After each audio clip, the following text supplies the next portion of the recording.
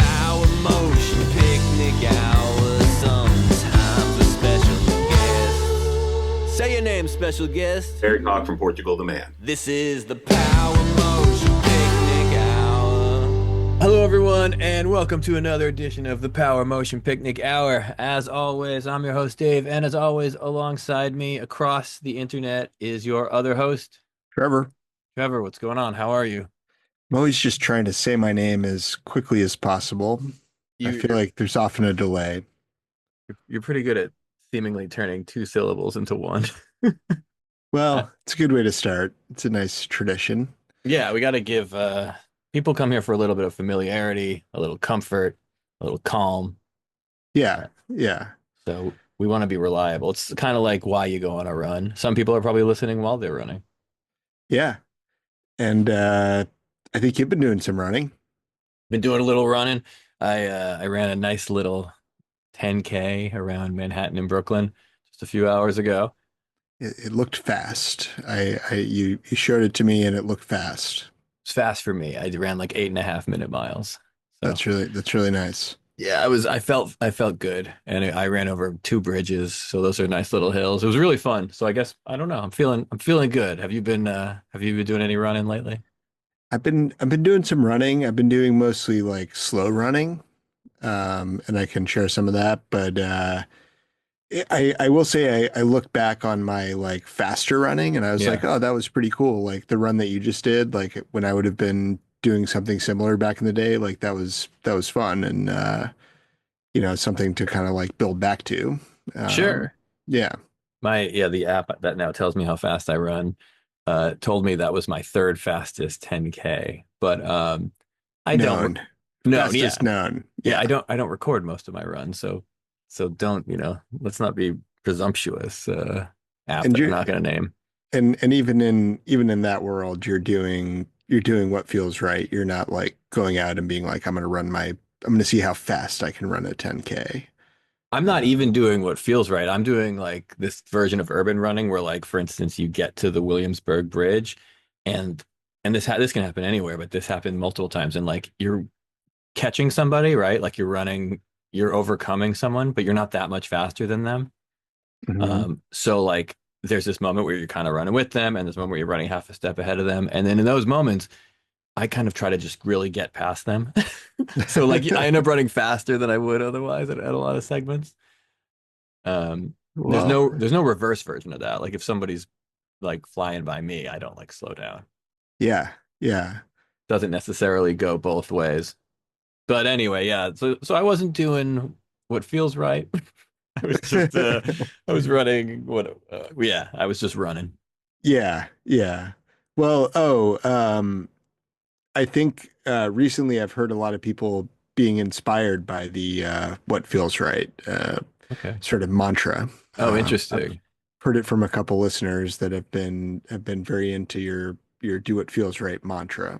Well, I would just advise to be careful to not let that creep into other areas of life and end up being a total moral relativist with no grounding towards any morality or sense of right and wrong. But as long as we're keeping it to just running, I'd say go for it and enjoy yourself.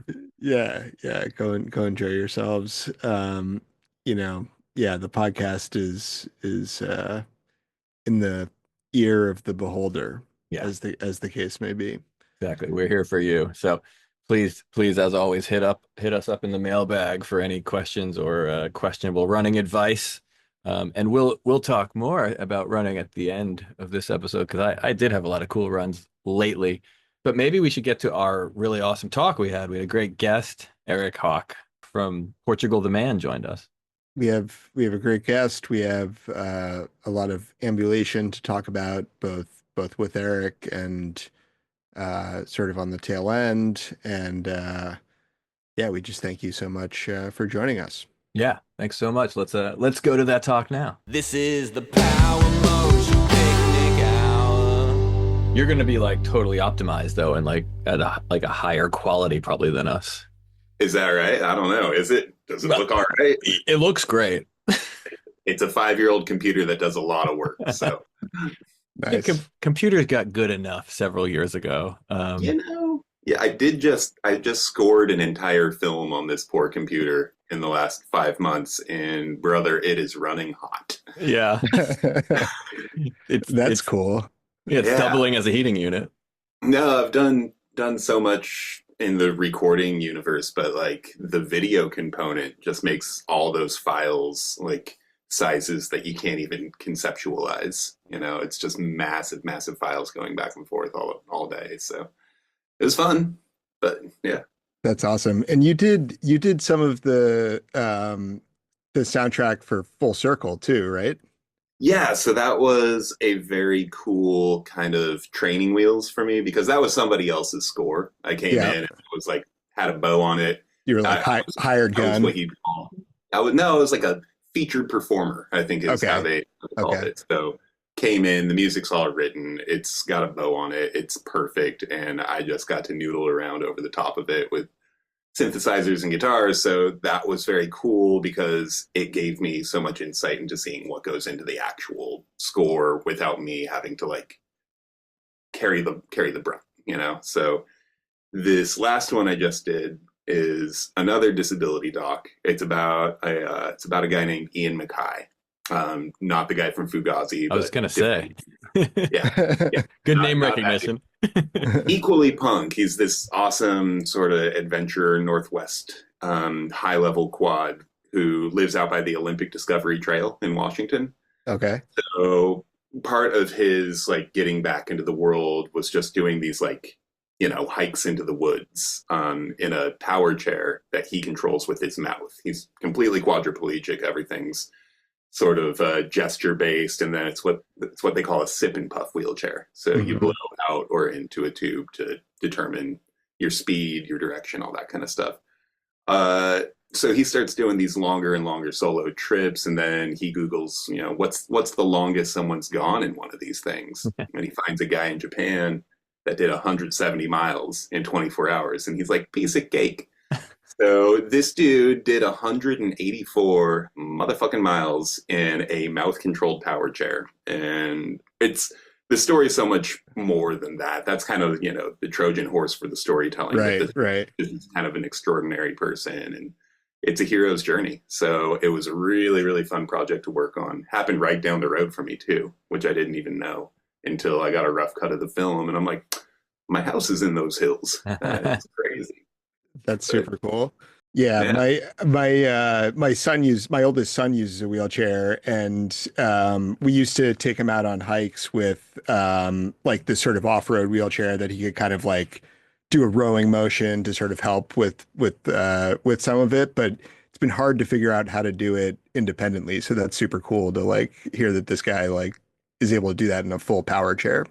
His direct quote from the film is, "Your ability does not determine your ambition." It's a crazy story, and I've followed your son and you and some of the stuff you did. I saw you guys got a Rio Firefly recently. Oh yeah. We Awesome. love that thing. He definitely takes that to the limit. I have the Dragonfly, which is the cranky guy. Nice. And it's Nice. awesome on the flatlands, but the second that you encounter an incline, like none of your center of gravity is over that wheel, so you got to work like 10 times harder just to like scamper up those hills. How's the Firefly on that? He needs a push from behind on that stuff, on like any loose gravel. Whenever it gets loose, whenever it's not like total hard pack on an incline, he probably needs like a little push from behind. Totally. Because I also think he needs more weight to bear down on it too, which might actually help in some ways. I wondered if the battery pack and stuff would be enough, but probably not enough to really get meaningful grip on those things. There's all kinds of geometry solutions you can do, like moving your axle backwards, forwards, all that kind of stuff. That's Yeah. cool. You That's kick cool. you kick it back, and all of a sudden your front gets way heavier. So you got to figure, I don't know what kind of a chair he has, but it's like, does a knuckle busting adjustment on the axle that takes like 30 minutes benefit you meaningfully in terms of grip for your trail ride? And then do you need that sort of adjustability in your life to get up and down curbs? So it's a formula. It's all science. Yeah, that's cool. And we on this particular podcast, we like to think about running as this broad spectrum, and we really more like celebrate sort of all types of ambulation. So curious kind of like your thoughts on running, and you did agree to join a running podcast. I sure did. So, Yeah. so yeah, what's your perspective? I'm a touring musician, been a touring musician for 25 years. I've been a wheelchair user for 18 of those years. And I am fairly confident that the best way to get an idea of the city that you're in on any particular night is to play your show and then right afterwards go out the door and go into the night and go, push your way around some deserted midnight streets. I think it's great. It was the cool down process for me and a couple other guys in the group, and it's just a great way to get the sense of the city and the layout of it. So Yeah, we've had that perspective from a couple other touring musicians, so it checks Yeah. out. Otherwise, you just see in the back of the venue, right? yeah, you're just seeing the meat and cheese and veggie trays and the fluorescent lights and the lewd graffiti. But if Yeah. you actually get out there into the night, like you see all kinds of incredible things. And I am very much an amateur. I know there's guys like Ben Gibbard that have just Yeah, turned that cooling down process into like ultra marathon status. It's really something. But, yeah. He's quite the runner, isn't he? And you don't happen to know Dave Rawlings, do you? no. Okay. All right. We have to ask because we've decided season 5 doesn't end until we get Rawlings on the show. Yeah. But I know the name. Who is that guy? He plays with Gillian Welch. They're musical partners. I think they're life partners too, but they're definitely Uh-huh. partners of, in some way. definitely more like traditional sort of like folk country type Yeah. stuff. Yeah, no.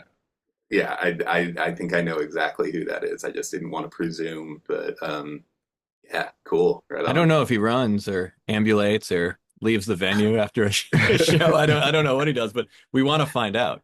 It's hard, man. It's easy to fall into the traps, and straight from the venue to the bus sounds pretty good a lot of nights. I Yeah. got Yeah. I got all my stuff in my bunk there, and I'm tired, and I've had a full day, but it is that like last little bit of juice that you have that kind of helps make the whole thing keep going. That's cool. There's also sometimes the experience of when you get to a venue, play a show, and have to leave immediately on the van or the bus, depending on what level you're at.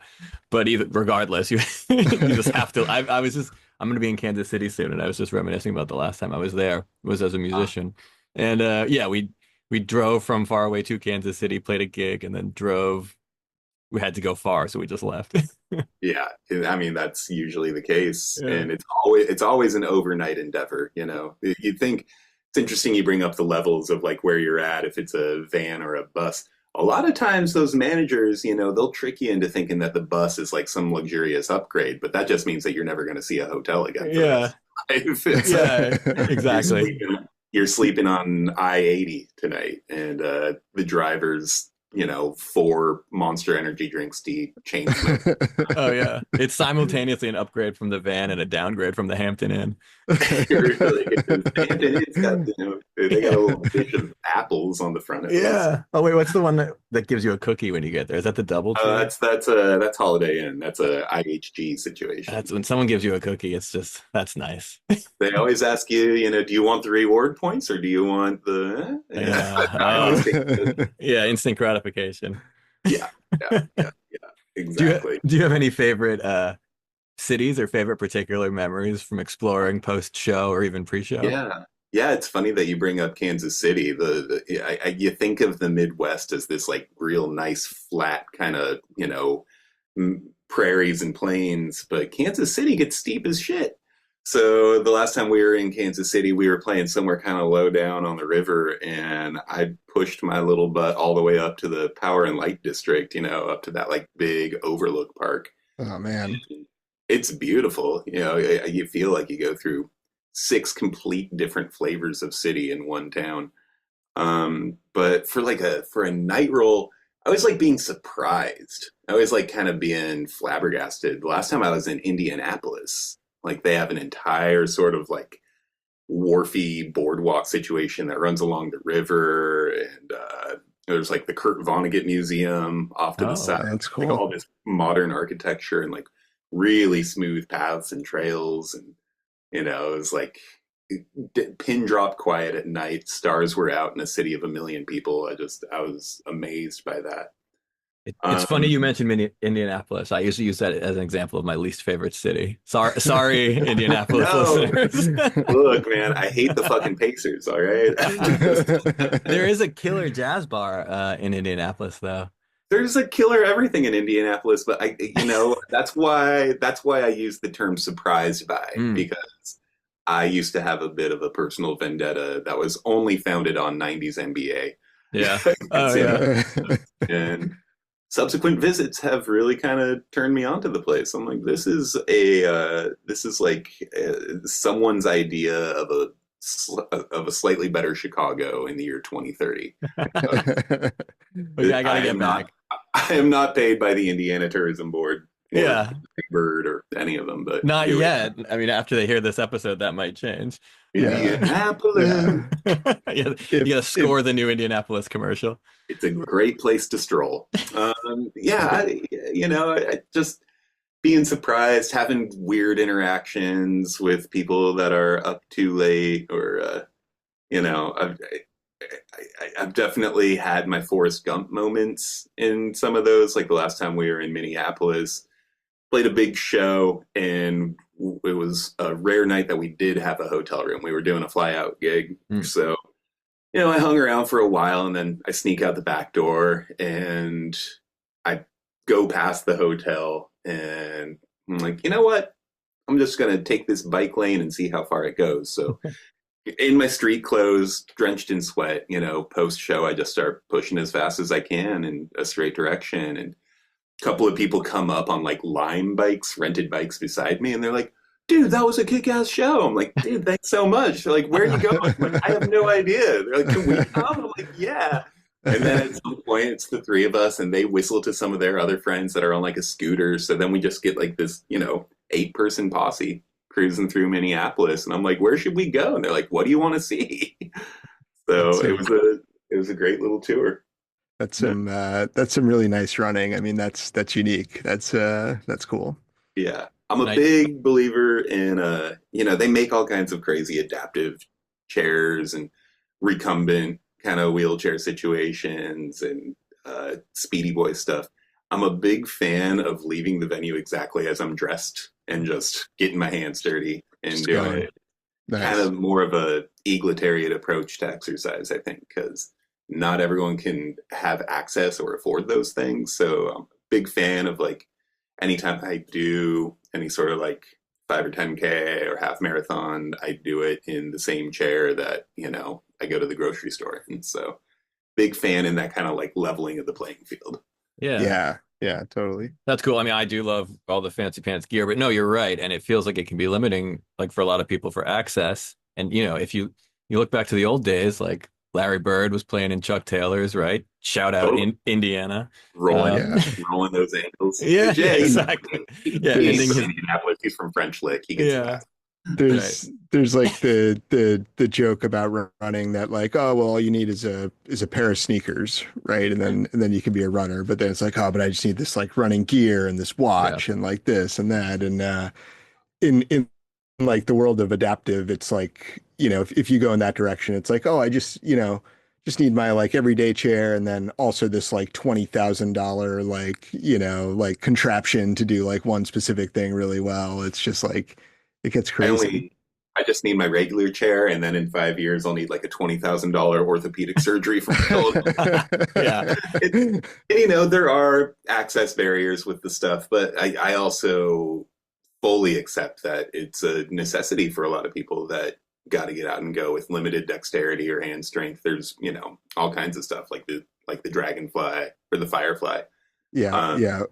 there's so many upstarts of companies that are doing really, really cool stuff, and I'm on board with all of it. But for me, in my means, I'm a working class guy. Get in what you got and go scoot, go work Yeah. that burger. Love that. Well, actually, before we forget, because this is the episode that we've gone pretty far and we've forgotten to ask you to just please kindly say your name and introduce yourself. We're now like, I don't know. Nice wipe. We're starting from here. Yeah. Yeah. Well, not Hi, really. everybody. Yeah. This is Eric Hawk from Portugal the Man. How the hell are you? My religion is a piano hanging over my head, about to break free. And I see it moving. Gotta pick up the groove and let go. Everyone I know is running from the afterlife. It's pretty damn good. You want another one? You've done We're that. gonna talk You've done that before. That was really good. once or twice. Yeah. You want a variety of them, or I'd love. Do you have like different takes for like different types of shows? Just let it be known we're going to keep them all in though if you do multiple Yeah. ones. For the record, the podcast started 18 Yeah. minutes ago. I figured but- as much. Yeah, I see this meeting is being recorded. I think the only other one I have is just the question mark of like, this is Eric Hawk from Portugal the Man. Oh, I like that one. That's good. gonna do well with our listeners. Sure. That's good. And we actually feature one at the beginning and end. So now we have Hmm. two really nice clips of you saying your name. Hell yeah. Where are you guys? Where are you based out of? I'm in New York City, and then Oh, Yeah. And I'm in Sudbury, Massachusetts, which is a little west of Boston. cool. yeah, I'm in Chinatown. Where are you calling in from? You're in the Northwest. We're in the Northwest. Yeah, I grew up in Alaska, and then I spent a whole bunch of years in the Seattle area, and then got married. And the wife and I gave Tacoma, Washington, a bit of a trial. We were there for a year in this like really really cool house, and then we realized that we had the nicest house in kind of a rough neighborhood, which isn't always what you want. So we have since moved to the deep, deep, deep woods northwest of Portland, Oregon. So Oh. That's cool. close to a town called Scappoose. We're basically like up above the Columbia River. So we can, our house is pointed directly at Mount St. Helens. We got a view Okay. of that from our living room. And we're like pretty much at the end of the Oregon Trail. Like we kind of Okay. feel like That's we're on cool. the Oregon Trail. We're up a big gnarly logging road, big gravel third of a mile driveway, and just up here in the trees. Sounds rad. How far are you from that beach where like Goonies was?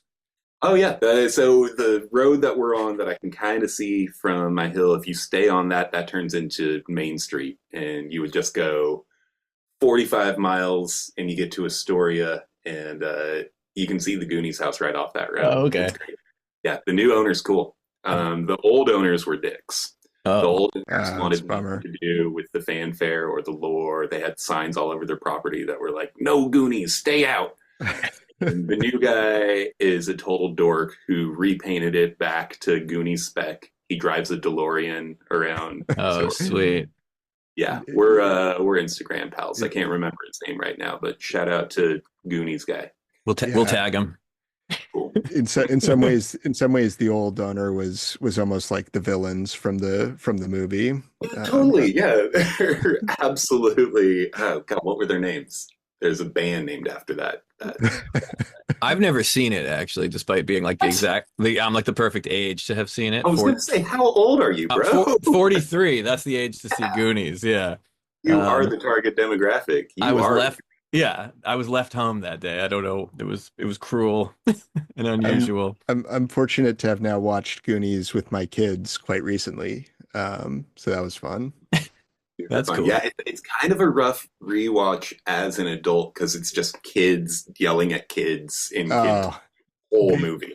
they all are. They all are. The rewatches from 80s and 90s. Actually, my oldest son is really into like cats. And do you guys know the like actual cats? Oh. Like he just like we have a cat. He loves the cat. And anyway, he likes to like give the cat toys and stuff. And I had the thought, oh, I'll show him the Will Ferrell SNL sketch. Have you guys seen that where he like is this cat executive and they like bring these cat toys out and Oh yeah. it's like him and Vince Vaughn and they're like, does it play? And like, it's hilarious. And That was his. I think that was his audition. Yeah. Was it? I saw him talking about that. Yeah. Yeah, that character was his SNL audition of just like the. so like hilarious, right? Super. It's great. I play it for my son and I don't know if you guys remember this part of it, but every like intervening part between the cat play, they just make like bro jokes and like gay jokes to each other. Oh no. They just like call each other like bad like slurs like in like a 90s sort of way. I was going to And say, yeah, it's they call each other 90s words. 90s, they use a bunch of 90s words. And so I'm watching this with my 10-year-old son and I'm like, oh, like whoops. Like Yeah, this was Right. not, yeah, need to remember to check these things because the old stuff, you just forget it, you just forget that about it. that happened when Yeah. I No, rewatched Bill and Ted's. There was an unexpected 90s word. there's an F bomb right in it. I know, dude. Yeah, I was surprised. It was kind Yeah, of towards the end too, I think. So like, totally. Like they yeah, could that could have got cut out. And it's like in a triumphant, like hugging, cool moment. That's like, yeah. yeah, Uh, yeah, breaks your heart. yeah, it's so There rough. is. I'll tell you what. There is one slur at the end, at the very, very end of Encino Man, but then there's Uh-huh. immediate retribution and payback for it. Encino Man kind of Hmm. rises above the rest. That's You're good. you're not That's counting good. gazungas as a slur, are you? Oh, Betty. Or weasel. Okay, yeah. Yeah, I gotta gotta rewatch wheeze. that one. Everyone's got to wheeze the juice every now and then. That one was great. But as for Bill and Ted, do you know the two of them, Keanu and Alex Winter, they're doing Waiting for Godot in New York. Oh my God. Isn't that amazing? That's incredible. I really want to go. I think it's opening in like a week or something. I saw like a Subway ad and I was like, that can't be real, but it is real. God bless Keanu Reeves, man. He's just the best we got. They're doing it for like 3 months too. Like it's like you think it's like a 3 week run, right? Like they're dead serious about it, and like I think it's like I don't think it's crazy expensive, but it's not cheap either, you know? Or Yeah. it's kind of like one of those Val Kilmer, Mark Twain, The Life and Times kind of situation. I don't Like, know. I didn't see that. oh yeah, Val Kilmer was doing like a one man spoken The Life and Times of Mark Twain thing just because the guy really loved Mark Twain. So he dressed as Mark Twain and like, he wanders out into a spotlight and he looks up to the crowd and he's like, well, hello there. Didn't hear you come in. Glad you stopped by. And he stays in character for the whole thing because Oh. he commits to the bit. That's all you want. I was in a hotel room recently, I think it was last week, and I was trying to get some work done. I put on the TV for like background noise, and Tombstone was on, and so I just watched Tombstone. Dude, we watched Tombstone 4 nights ago. No joke. Yeah, oh, it's great, right? It's incredible. What a cast. What an Oh. ensemble. No, it's Heston shows fantastic. up, yeah.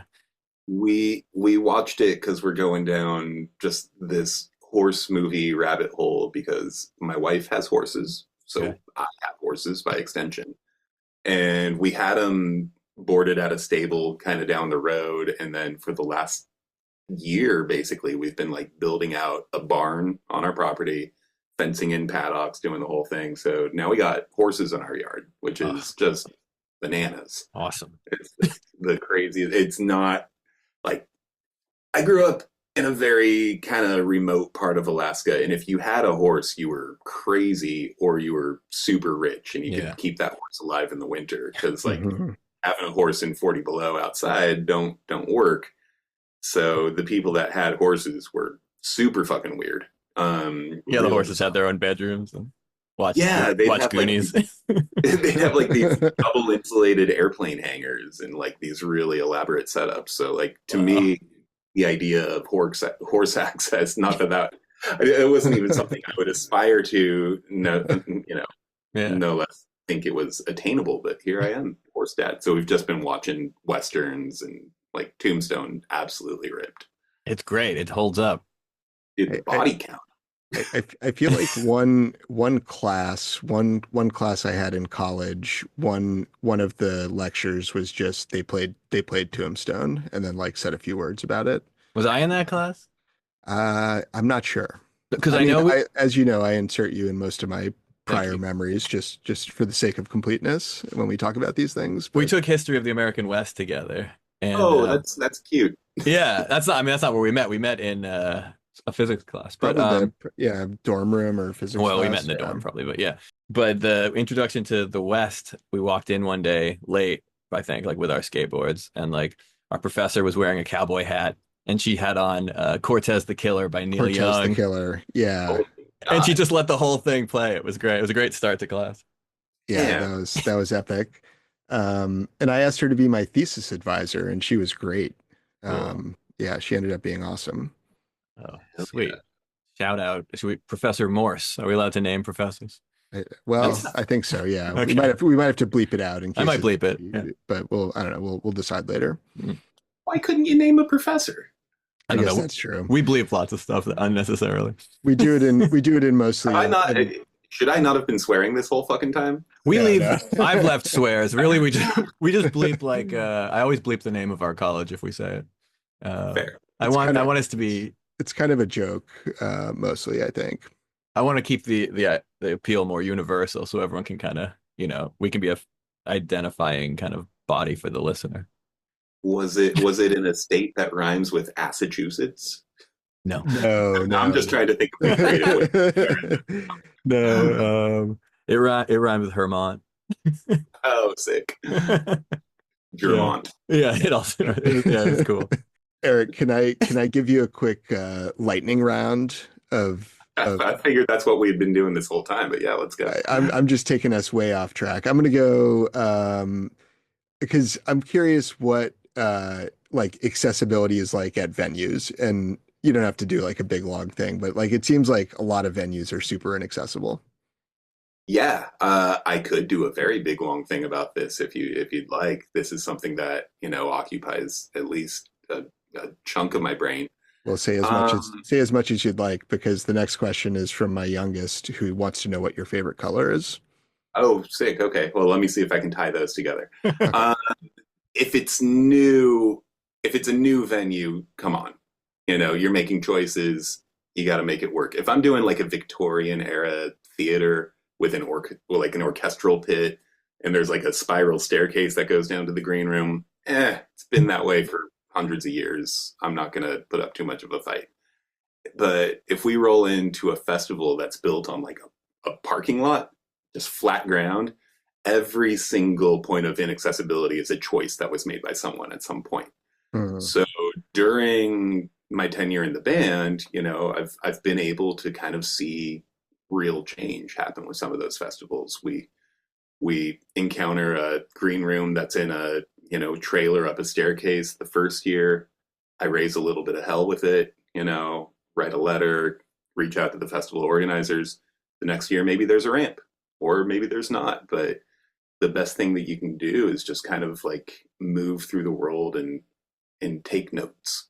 And I wish that every story could be like the story I'm about to tell. But there's an amphitheater in Winnipeg called the Burton Cummings Amphitheater. It's named after the singer of the great band, The Guess Who. I was so excited to go to a venue named after a dude from The Guess Who. I was so jacked. We show up. There's stairs at every single point of entrance. There's no green room for me. There's like weird stage access. So I had to wait in February in Winnipeg outside of like the theater stage door before I could go on. And I was out there for peeing in bottles and just freezing my ass off. Flash forward to, must have been a year and a half ago now. It was like fall of 2022. I see it come up on Master Tour, like, shit, we're going to be at the Burton Cummings in, 7 days. And I'm like, I'm just going to stay on the bus. You guys call me when you need me. And my tour manager comes back in. She's like, you're going to want to see this. So they get some guys together, carry me off the bus. We go in, and they had built a ground level ADA green room with bathroom, stage access, the whole thing. And I was like, dude, this is incredible. And then I catch wind that it was because one of the managers or the talent buyers there saw what I went through the last time. So they got a grant from the Canadian government to do this build out in this beautiful historic theater. That's I super think cool. That's amazing. I've got a lot of thoughts on this. I could go and go, but like that was, if that's the only, change that I was able to sort of catalyze in my life, great, I'm done. That's amazing. But Yeah. there should be stories like that everywhere. And the fact that it was a grant provided by the government, like, I don't know that we have anything like that, but It was like my heart grew 3 sizes that day for sure. Nice, nice. And I guess part of the question too is just about like when you run into, I mean, you run into that and like the answer is you wait outside in the cold, right? Like that's ridiculous, but that's like that's how you dealt with that situation. Like, are there just a lot of cases where you have to just like figure it out? Like there's Oh yeah. yeah. Oh yeah. No, I've got the benefit of, a working crew that brings our entire production in, and all that shit's on wheels too. Everything's in big road cases, anvil cases. So the simple answer is if I have a good day, those guys are going to have a good day too. Mhm. Because instead of lugging bass amplifiers up staircases, things just get pushed in, or there's a freight elevator or whatever it is. But yeah, we've had some wacky workarounds, man. Like this band has toured in Eastern Europe. We've toured in Russia, South America. There's a lot of stuff that's kind of sus. There's Yeah. there was a forklift in Croatia once. Oh, man. There's been some Wow. wild, like carry him through the crowd, like Ben Hur, kind of situations. Yeah. There's been some weird ones, man. But we make it work. That's awesome. Yeah. Yeah. I mean, that's it, right? Just adapting. And so how about that color? I gotta go with dark green, like a good Dark green, nice. like a British racing green. Ooh, yeah. Wow. Awesome. Yeah. I'm picturing Honestly, it. Yeah. honestly, I know he's probably watching, but yeah, this is my favorite guitar, which happens to be in my favorite color. There you Oh, go. nice. What's the guitar? Is it a ES335? It's a off-brand Univox. This is like Oh. a Japanese semi-hollow from the 70s, and Nice. not all of them are good, but this one is great. Is that a Bigsby on there? Yeah, it's like a fake Bigsby. Fake, yeah, nice Japanese Bigsby. That's what they would call a lawsuit guitar back in the day, because it's just Yeah. a rip of a Gibson 335. But that one is particularly sweet. Yeah, but a Gibson 335 doesn't have a Bigsby fake or real, so Leave it to the Japanese to figure that one out. Man. yeah. If you're gonna lawsuit it, why not upgrade it a little bit too? Yeah, that is lawsuits push innovation. That's the lesson that we learned in this podcast today. That's right. We always man. like to leave the dear listener, with at least one valuable nugget of wisdom. I was worried we Very weren't going to get one, but there, because we are low on time. We do record to a timer, so just so everyone knows. Oh no, I'm just running my mouth, and I didn't know that. No. Taking No, time off. this is I mean, I guess no, this is kind of what we do. So we appreciate you going along with it. And is that a P bass?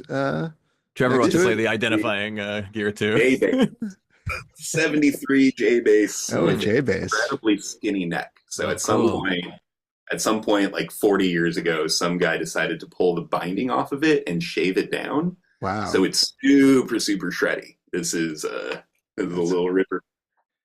I Yeah, love- and Are you gonna guess? Oh, Are you yeah. gonna guess the keyboard? and is that a Korg? No. no, there's a gonna s- microcord there. I've got a Man. banjo really. That's a Roland D50, and that's a Mellotron. The white thing. I was gonna ask. Is that the mini Yeah. Mellotron or whatever it's? It's a Memotron. A So it's like the SD card, 90s Mellotron. How is that? I was thinking of getting one of those. Awesome. Yeah. Yeah, for film work, for vibe, for atmosphere, for all the stuff that I just did, like Yeah. everything in this room was just that Mellotron was like the glue, the gushy layer below everything. Yeah, I just played a ton of Mellotron on a record I just finished, and I would just, I just discovered whatever it is to make it sound like Strawberry Fields. Yeah, And yeah, there you go. the high flute. with, Yeah. like, yeah, Oh man, so it's the best. Maybe I need to it's get. nuts. Yeah, I didn't the think about it till I was in the studio. Yeah. pitch, the tunability, all that stuff. This has a bunch of really cheesy, digital effects that you would never use in a billion years, but it's nice that they tried. Yeah, Good interface. that's awesome. What else can I advertise in here? Let's see. It's funny because we are not going to share this as a video podcast, so I like that we're just naming things that the listener can't see. Okay, I feel that was great. like we should try to get a clip of your background, Eric. You and your background. That would make a nice sort of cover for our episode. Yeah, where should I go? I don't know. Oh, this would be great. If you want to pose, that would be like a live shot, and then I don't know, Dave. Do you have the ability to do a Yeah, I mean the video's Yeah? recording. I usually just throw it out, but yeah, we have all the video. So Oh, we do have the video. Oh, yeah, okay. So yeah, you can yeah, like take like a screen grab. That's for cool. for Just, sure. no, just do the boomer thing and take a photo with your phone of the computer screen. I Oh, will. yeah. I will do that. That's a better. That's a that's a joke, but it's also a better idea. All right, there we go. Count it. That's what All people right, we got like. it. We got it. Yeah. Did everyone remember to do the millennial pause? Do you know the millennial pause? No, I was just trying to pause, but I Uh, don't know what that is. it's a thing that young people make fun of millennials for doing. Like, and by young, I guess I mean Zoomers. I don't know. And that when you start like a video, that they pause to make sure it's recording, and then they start talking. We do that. That's Yeah. true. And I said do. So Yeah. they can make fun of me for that too. They'll enjoy that. That's their kind of Just- humor. So Damn kids, man, they're too quick. quick edit. If only we knew how. Right. Yeah. Maybe we can convert this to a PDF. I don't know. yeah, exactly. How do I open this PDF podcast I episode? don't know, man. That's Yeah. I play music. I'm gonna find a younger person to ask after this. My McAfee is definitely gonna like flag this as totally sus. I get emails about my McAfee every day at some point. Gonna have Yeah, I was gonna say I'm not renewing whatever they want me to renew. Whatever the hell it is. I don't care. Yeah. Yeah. Fire Good to erase this all, man. goodbye. As long as it doesn't affect this podcast. And, yeah. Goodbye. I mean, we probably just lost McAfee as a sponsor, but we're you guys wanna- still working on Bobos. So Yeah. Sure. Did you guys want to talk about running, or like did we get so off topic here? I think we talked about the bike lane ride. We with the- covered it. yeah, that's kind of running. I mean, we only have 2.5 minutes, so I I think think take it for any comments, running or otherwise. Yeah. Yeah, I mean, the Northwest has been very kind to me. Because we've moved from Seattle and then to Tacoma and now here, like I always miss the trail that I left behind that I fall in love with.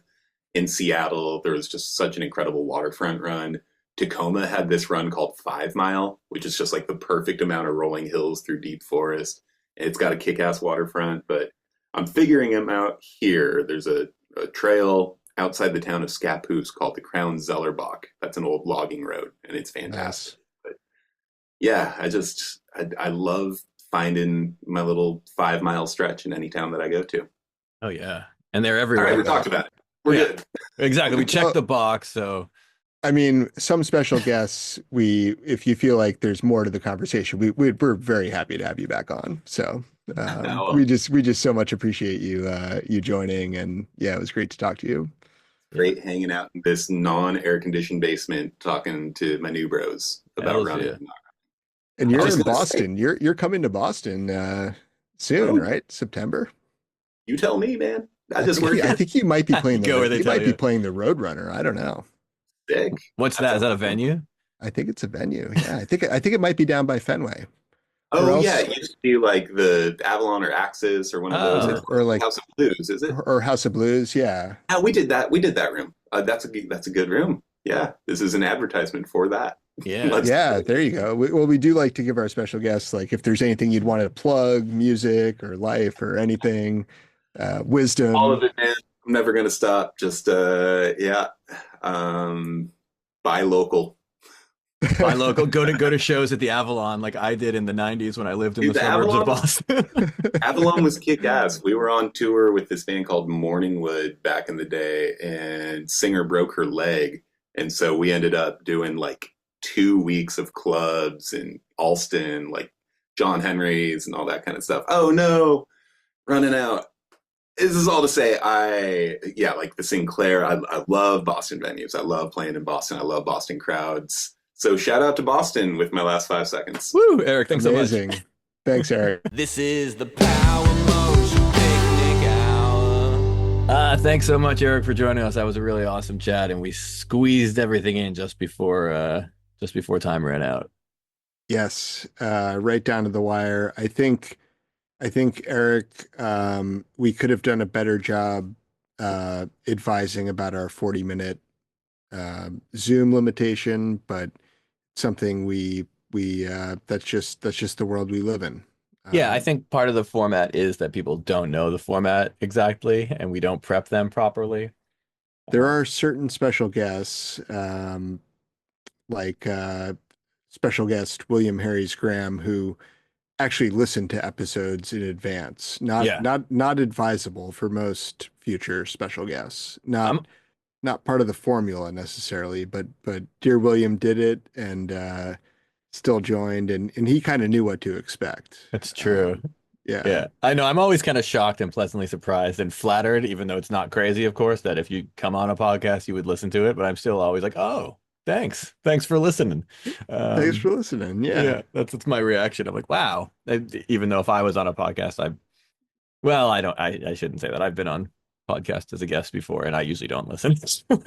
We've done a fantastic job getting amazing special guests, and the way we get future listeners is by like getting special guests. Yeah, by having them on, and then they'll listen because they're like, wow, this is a pretty cool thing. They will listen. They Yeah. themselves only. Not saying this is like a grand like ploy to get all their fans and listeners. It's like literally you would just pick them off one at a time. It's like, well, maybe William's like kind of a listener now. Like, yeah, That was a success. great crew of listeners. And special guests. Yeah, Yeah. listeners and special guests. We come back to that frequently, but it's always worth a good mention. Yeah. So a great chat. The only disappointing part was that we haven't moved forward on our quest to find Dave Rawlings. We have not, but I feel like Eric did have a lot of very interesting perspective on running, and I loved his night running and the running he's doing, like plotting out local areas, and it all sounds super cool. So Yeah, thank you again, Eric. and finally somebody calling me out on my Indianapolis hate. I've been running around, running my mouth, running my feet and running my mouth way too much. So somebody tells it like it is, who probably knows the city better than me, and not a Pacers lover. Not a Pacers lover, but still loves Indianapolis, which is saying a lot about the city. And I think, it's all like, you know, everybody's perspective, it's all unique. Yeah, exactly. And I stumbled upon that great little jazz bar in Indianapolis, and I wasn't there very long. I probably didn't stumble upon lots of other great small places. You were grasping at that point for an association that perhaps Eric might also know the jazz bar. Yeah, And he did not. Eric, of course, does night rolls in so many different small cities around the world on many nights a year. So every city, looks the same in that sense. So, And that particular jazz bar was not memorable enough, but nonetheless, it was a great chat. yeah. So yeah, I mean, I guess I got a couple things here. I got a mailbag. Oh, let's do it. That's my favorite part of the show after special guests. All right. So there was a listener that asked, how do I prevent my knees from getting injured when running in the long term? I hear strength training around the knees and hips is important. How true is that? What other things can I do to keep my knees supple in spite of running? Love the word choice. It's a great question for a number of reasons. Certainly a good question for a more knowledgeable podcast, but we'll try fielding it anyway. Yeah, why don't we go for it? Well, I think strength training, that's what the experts usually do recommend, right? I think that's right. I think strength training around sort of calves and quads and other parts sort of surrounding the knees, even like ankles, I feel like come into it. Sure. I would say see your physio and do what they say. Sometimes when I'm at the gym, I'll see somebody standing on that like half of a ball that's attached to a board, and they'll be doing some sort of one-legged dip. Yeah. And like maybe that's good. Maybe go if next time you see someone doing that, walk up to them and ask them what they're doing it for, and if it's to strengthen their joints so they don't mess up their knees running. Yeah. And I feel like our Maple Valley episode with Hillary McCloy, special guest, an actual physical therapist, might be another good reference point. Yeah, the answer is actually probably in that episode somewhere. Yeah. And then another piece of advice that you and I talked about in early episodes is goes against some of what we said in our talk with Eric about access and spending a lot on gear, but having a nice pair of shoes really does help your knees. At least it did me. I used to run in the same pair of old New Balances for I think about 30 years. It felt like, That's true. Yeah, yeah, no, it's a good piece of advice that's worth reiterating, especially to young folks that might not have heard it yet. Um, yeah, I think you're right. 300 to 400 miles is kind of where the shoes start to break down, and you begin to introduce risk of injury. yeah. And then I always used to say I didn't think I could run the long distances because of my knees. And the other thing that helped me a lot, and this is going along with my theme of really unaffordable things, is I've talked about this. I got really into the stair machine at the gym for a while. And Yeah, Stairmaster, I think, strengthened my legs a lot in a way that's similar to running. That when I then started running long distances again, my legs were just in much better shape to handle it. I think the thing that helped me the most, because I didn't think I could run, I thought my knees were shot, and it was just going super slow. I'm going to throw Yeah. that advice out there again. Just go wicked slow at the start, and just kind of move, um and that's where the do what feels right, but Yeah. does come in. Don't push it. There's actually like more to be gained by just sort of the steady, slow progress, and eventually you get stronger and your fitness gets better, and the knees haven't been an issue for me, knock on wood, in quite a few years. Yeah. And that actually butts up against a piece of advice I was giving somebody who gave me kind of a face-to-face mailbag question. Oh, okay. And it was just kind of supporting the run walk alternation method for getting better at distances. I believe that's Yeah, the Jeff Galloway method, right? A friend of a friend of a friend of the pod, famous marathon runner. I also employ the method. Yeah, it's proven, and it's possibly good for for knee health as well. So Yeah, that's a really long answer we just gave to a question, considering how little expertise we have. yeah, yeah. And I guess a reminder to, you know, check out other more knowledgeable podcasts and therapists and the Yeah, like for actual advice. mailbag is for entertainment purposes only. That's a Yeah. disclaimer that our team of lawyers told us we have to say. Yeah, yeah. I guess one quick run update, and Let's then do it.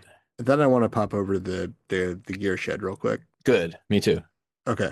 So this was kind of more of a march. An unnamed sort of non-listener joined the historical society of his town and found sort of we're in Massachusetts. Yeah. The Minutemen sort of marched from his town to Lexington, and the way the actual route was very sort of jagged because they kept on like getting called in one area, and then they were like, "Oh no, come over here," and the whole thing was what runners might call a contrived route, and also like kind of impossible to sort of recreate probably Yeah. in modern days. So, but with that inspiration, unnamed non-listener decided we should go from his house in Andover, Shout Massachusetts, out Andover, Massachusetts. to mine in Sudbury, and we did it. We did the roughly little shy of 35 miles, our Gonna first say, our first 50K. wow, congratulations. That's a distance.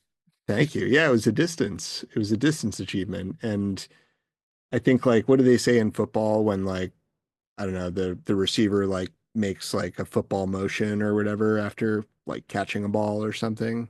Yeah, like a football move, I think they call it. Yeah, do they make a football move? There were like some running moves involved in this adventure, but very little actual running. A little bit of jogging, mostly like sort of power walk, power hike.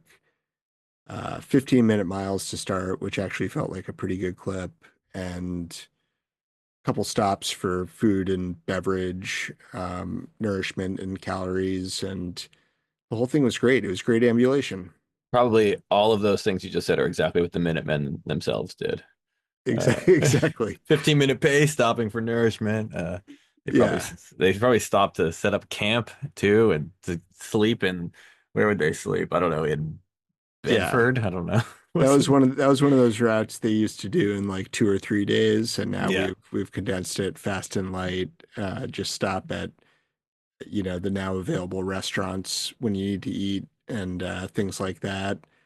get coffee. You probably had lighter shoes and no cast iron hanging off of your backpacks.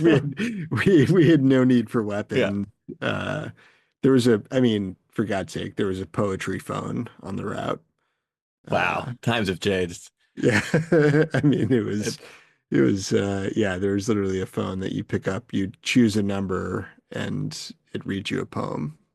Wow. I think it's safe to say Massachusetts has never not seen a better year than 2025.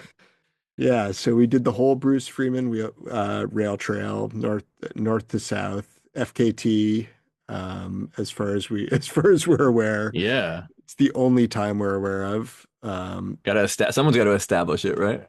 I guess we can establish it. Yeah. Yeah. It's gonna look funny when the route veers off the rail trail momentarily to hit the Rapscallion Brew Pub. That is very much like what the Minutemen would have done, though. Yeah, it's but it's all part of it. So we'll see. So what do you think? Should we march on over to the gear shed? Yeah, let's march on over. I'm gonna put in marching sound effects here. Yeah, that'd be great. All right, here we are in the gear shed. Okay. What do you got, Dave? Oh, I'm doing the gear shed. Well, I didn't know this was me, but I've been trying to find a new pair of shoes. And because I'm very disappointed with how ugly the Saucony Endorphin Speed 5s are. So I haven't okay. ordered a pair because I ran today in my Endorphin Speed 4s that I ran the New York Marathon in back, getting close to a year ago now. It's not the only shoe I've been running in, but they're getting kind of worn out and I need a new race day shoe, but I don't know. They don't look good. The 5s.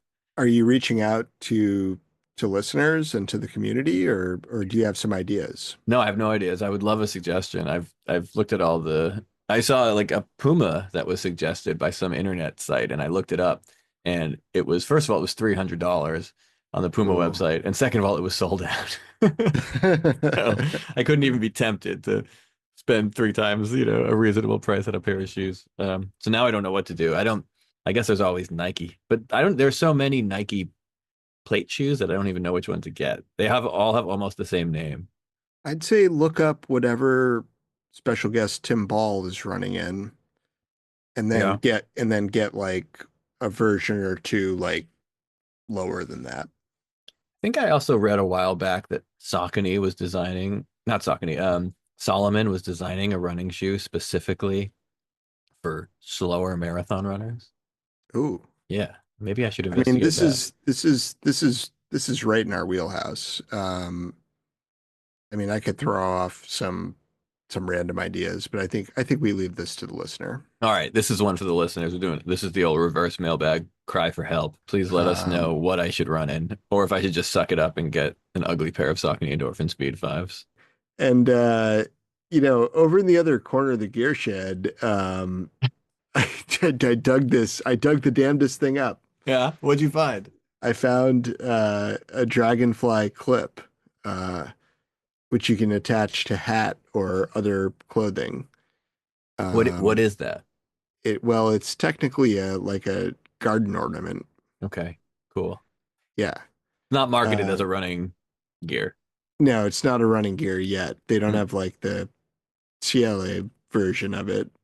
This is you're prescribing this off label. Off label, completely like full Amazon, which I don't usually do. I'm very sort of not pro Amazon, let's say. But in this case, you could get any sort of dragonfly lawn ornament and attach it to your hat. Okay, cool. And it prevents deer flies. Wow. Yeah, that's great. And I found in my testing, you also get a lot of compliments. You walk into a store, one store thought a dragonfly was actually following me. Got a comment on that. Other sort of employees of stores say things like, "I really like your dragonfly," or "Nice hat." Nice dragonfly hat. Yeah, like that's cool. I like that. What's that all about? So it was a really good run. Oh, good. It was Okay. a good test run. What was our old rating system for the gear shed? I think it was up to 3 units? 3 units. Yeah, 3 units for the Dragonfly hat. Oh, Off for sure. off brand. Off-brand Dragonfly, the cure for deer flies that we've all been waiting for. Finally, modern science has caught up to the needs of modern man. Yeah, because the mosquitoes and deer flies and stuff think the dragonfly is gonna eat them, so they stay away from you. It's like a scarecrow. Yeah, I like that. and Yeah. when you're running and it's moving around, then it simulates more dragonfly-like movements too, and increases the effectiveness. And so that probably entertains everyone around as well, besides the effectiveness. It does, yeah. All right. Well, I love this idea, and I'm gonna endorse it myself. Give it my endorsement as well. And next time I go running, I'm gonna put one of those fake owls on my shoulder that's used to scare off rats, and see how that works. Because I run around New York City, and so sometimes you do see a rat. Yeah, And he's more afraid of you than you are of him, but he'd be way more afraid of you if you had an owl on your shoulder. Because, Wow. people don't swoop down and pick up the rats with their mouth, but the owl sure does. Or maybe it's Yeah. with his feet, but whatever. Yeah.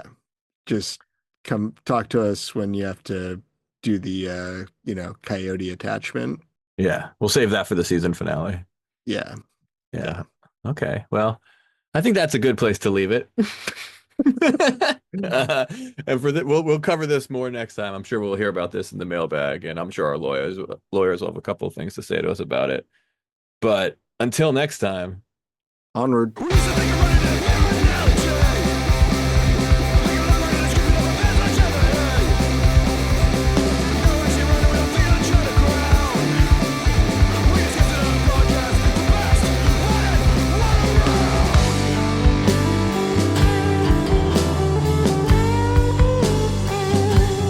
This is the Power Motion Picnic Hour, your favorite of the few, with a mile of opinions that we'll gladly share with you. This is the Power Motion Picnic Hour, you deserve nothing less. The Power Motion Picnic Hour, sometimes with special guests. Say your name, special guest. This is Eric Hawk from Portugal the Man. This is the Power Motion